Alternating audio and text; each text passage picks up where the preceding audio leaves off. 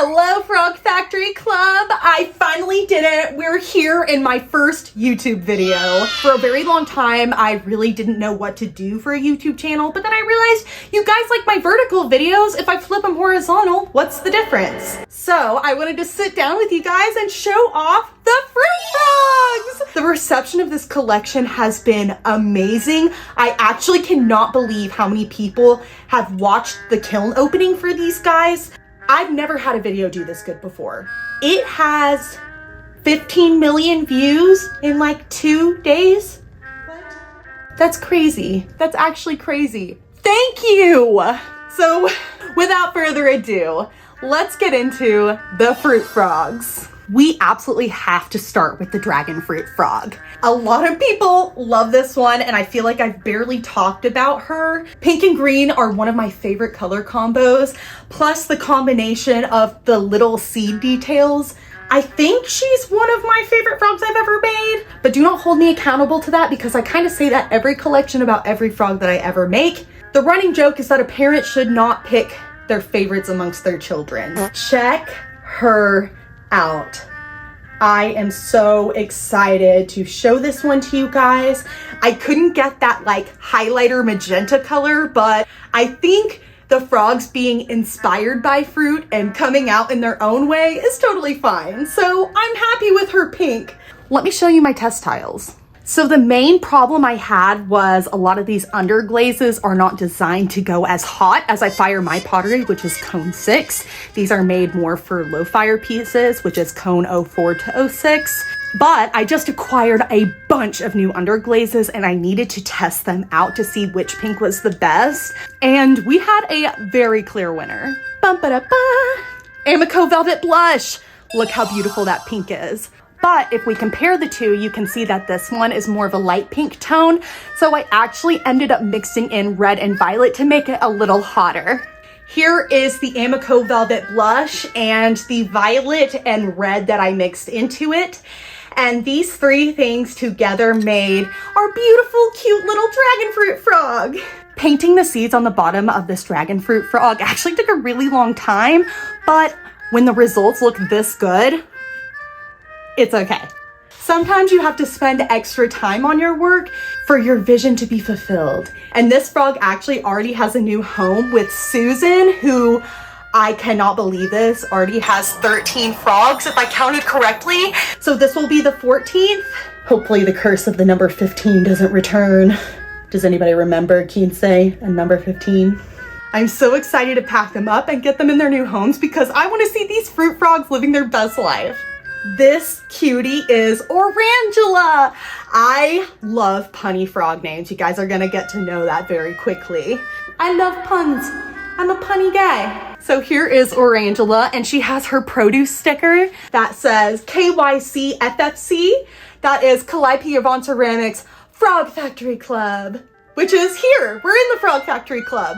Technically, it's also my Patreon. Those people get first access to my art releases, and the tier 2 also gets monthly stickers, but we don't need to talk about that right now. We need to talk about fruit frogs. The cool part of this frog, in my opinion, is that green clay of the leaf. I actually made green clay. Check it out. It doesn't even smell like anything different. It's just regular clay, but green, which normally when things are green, you don't want to eat them, but luckily we don't eat clay. Okay, I did take a bite once. I am so excited with how good that worked out. I cannot wait to start dyeing clays and coloring them and start experimenting with sculpting. I think it's gonna be really fun. Another really awesome thing about Orangela is in the past, I have had so many issues with my clear glaze interacting with my orange underglaze. Something was chemically wrong and it kept blistering, crawling, peeling off. All sorts of things you don't want to happen to your pieces in the kiln. I found that when I use Amico LG10 to cone 6 with these new underglazes I acquired, which are also Amico Velvet, we have a beautiful orange. The glaze fits the pot. Because when you're firing things, everything shrinks, and when things shrink at different rates, that's when you have problems. And so when I see this girl like this, I am so happy. Here is Orangela's brother, Limon. Like Simon, we love a good pun. I used the green clay on his leaf here with, I think I painted a thin wash of the dark green on top, and then I topped it with my clear glaze, and it looks so beautiful. I used Amico Velvet Dark Green on the back, and I used the chartreuse on the bottom, and it always amazes me how bright that green is. It's absolutely stunning every time. And then some white around the edges, the fluffy part in between the pulp of the fruit. I don't know if you've noticed, but a lot of these frogs have heart pupils. I call them sweetheart eyes. And when I make a collection that's kind of cute and sweet, I love to give them my sweetheart eyes. I think it makes them even cuter. Here is the third citrus sibling. Her name is Lemonica, and she's kind of sad because she lost her leaf. Here it is in bisque fire before it's been saturated with clear glaze. If you've been watching for a while, you know that I'm always making mistakes, and I just boinked this leaf off. This is how she would have been, and I tried to reattach it, but after I reattached it, it fell off again, and then the leaf broke. So I said, Lemonica is beautiful how she is, even though she makes me a little sad. One of my favorite parts about Lemonica is the seeds that I sculpted on the bottom of the pulp. When I was looking up lemon reference images, there wasn't a set number of sections in a lemon, so I thought it would be fun for her to have a bunch with these seeds all inside of it. I painted her with yellow underglaze, and I think she looks beautiful and lemony. Even though she didn't turn out the way I initially was hoping, I still love her, and she has a home. She will be loved. That's so stupid. I'm never doing that again. Here is our kiwi frog. I love this one because he's kind of like a surprise on the bottom, which I always love a good surprise on the bottom, because when we flip him over, he has all of those fun black kiwi seeds. I did a lot of hard work trying to paint a subtle difference of dark green inside these flutes and white around the edges to make it look like a realistic kiwi inside. I did a scratchy texture with layers of different colors of brown to give it the appearance of being fuzzy, even though it's not fuzzy. I got a lot of comments of people wanting me to flock this, and guys, I don't have time to get into a whole other art profession. I tried to do some needle felting during the last fairy collection, and it did not go well. I gave that up. So if you think I can do flocking, you're crazy. I'm fine with him just being totally ceramic. I couldn't think of a funny kiwi name for him, so his name is Wuzzy, like Fuzzy Wuzzy, because my friend Elena made a painting for each of the frogs, and she named her painting Fuzzy. Straubrey! I first made a strawberry frog back in February for a Valentine's collection. His name was Drizzle because he had a drizzle of chocolate on his back. And ever since then, I've been dreaming about making another strawberry frog. So here she is. Her name is Straubrey, like Aubrey, but strawberry, you get it. It's a pun. These seeds took so long to paint, but again, she was absolutely worth it. I made sure to pay attention to the details and have all of the seeds coalesce in the bottom to make it look like the real bottom of a strawberry. And she has seeds all over. I don't know if you guys noticed, but these pottery pieces are glazed on the bottom. I did some testing during the last firing, and I realized if I put them up on several different stilts, I can elevate it off the kiln shelf and glaze the bottom. She looks so good. It is so hard to say goodbye to the frogs. Straubrey also has green clay for her leaf, and I love it with just the clear glaze over it. It's such a beautiful green color. I cannot wait to work with that green clay some more. She also has her little produce sticker. This definitely won't be the last strawberry frog because of how much I love them, but they do take a while to make, so it probably won't be until next Valentine's Day, but I know there are a lot of great people out there who are going to be patiently waiting for a strawberry frog. This one has found a new home with Amanda. She tried so hard to get the strawberry frog during Valentine's Day and she wasn't able to, so she did not miss her chance this time and she adopted Straubrey. Thank you, Amanda and Susan. Fuji, the apple frog. I am actually so happy with this one. I had no idea the colors were going to come out so similarly to the Fuji apple that I was painting. So for Fuji, I did a base of chartreuse, and I think it's important for color theory and color blending that you really extend the colors underneath whenever you're wanting to blend them. So the chartreuse really comes all the way up to here because in an apple, it's green first and then it turns red. So the red looks more like an apple when it's on top of the green, if that makes sense.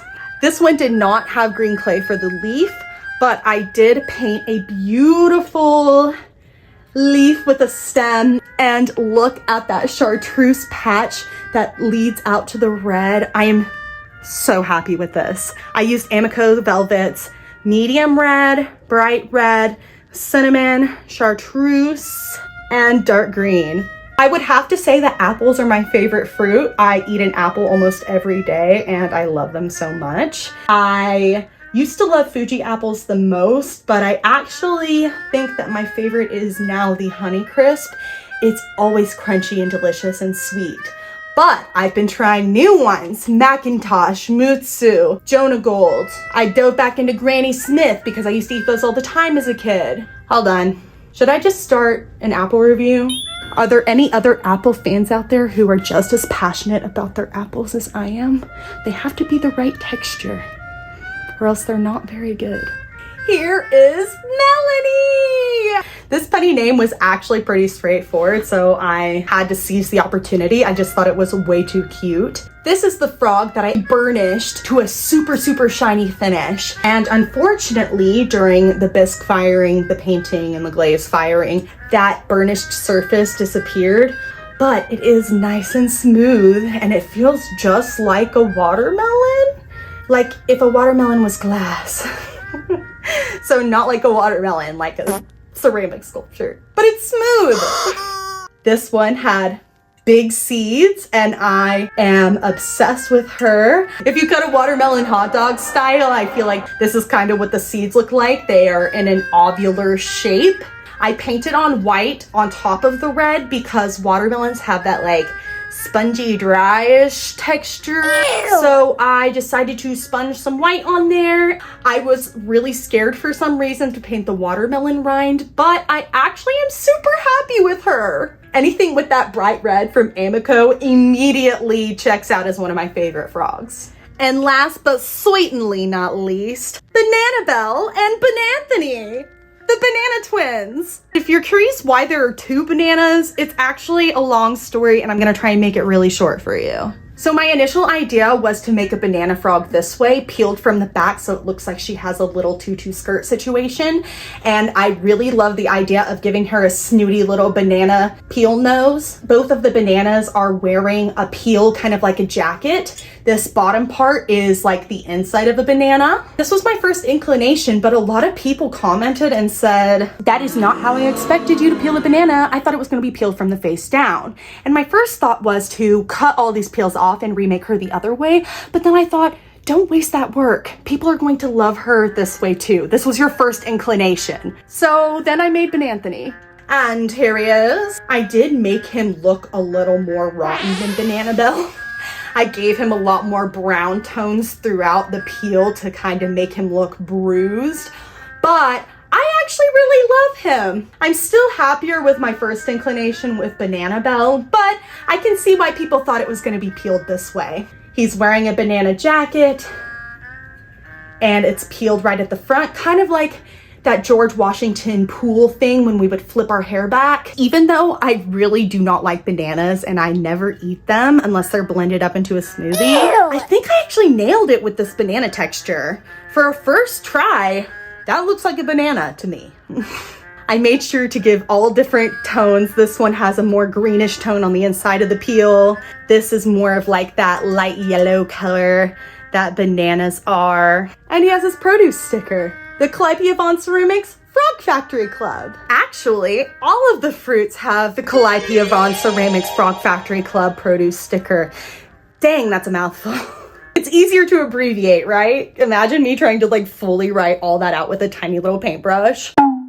So the Frog Factory Club is my Patreon. I have free membership so you can go in there and see full photo sets. Instagram only lets me post 20 pictures at a time, and Patreon just lets me post as many as I want. So if you go check it out, there's a full 40+ photo set of all of the fruit frogs. If you want to upgrade from the free membership, you can become a frog egg, and that will give you early access to my specialty art sales. And if you want to become a tier 2, that means you're a tadpole and you're a part of the sticker club. Every month I design a new specialty sticker. Here are a couple stickers from the past. For the sticker club, I really only order enough stickers to meet the amount of people who are signed up. So if you want to make sure to get my newest sticker designs and always get the newest sticker designs, check out my Patreon, tier 2, become a member of my sticker club. Even if you don't join, you are a member of my Frog Factory Club. I had no idea frogs were going to be my thing, but here we are. I'm the Frog Factory, you're the club. Thank you guys so much for joining me today. I'm so excited to get into longer videos. I have a lot of creative projects going on in my life, even more than just pottery, that I would love to share with you. And sometimes I feel like the vertical videos are kind of limiting on what we can do. So I'm happy to be here, and I'm so happy that you're here watching. Every time you comment, like, subscribe, it helps me out, and I seriously appreciate you guys. It was my dream as a child to be a working artist, and because of all of you, I'm doing it. So thank you so much. I'm so grateful for you guys, and I can't wait to be back for another video where I have more arm space to the left and right, because I'm very expressive and you guys usually only get this kind of movement. Okay, enough about the vertical videos. We're on YouTube now. Bye. Thank you so much for joining me for my first YouTube video. I am so happy to be here. If you liked the video, please leave a comment. If you're feeling froggy, subscribe. And if you want to become an official Frog Factory Club member, check out my Patreon. Bye!